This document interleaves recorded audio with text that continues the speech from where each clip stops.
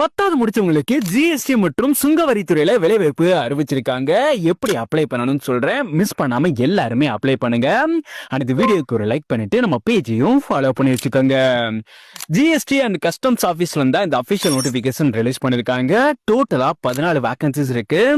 Group C கேட்டகரியில பணிகள் கொடுத்திருக்காங்க. கல்வி தகுதி பொறுத்த வரைக்கும் 10ஆம் வகுப்பு முடிச்சிருக்கவங்க இந்த ஜாபுக்கு அப்ளை பண்ணலாம்.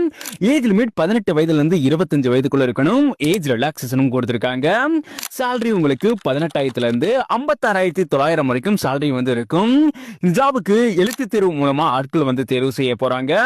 அப்ளை மூலம் நீங்க தபால் மூலமா அப்ளை பண்ணணும். அப்ளை பண்றதுக்கான லாஸ்ட் டேட் 10/6/2025.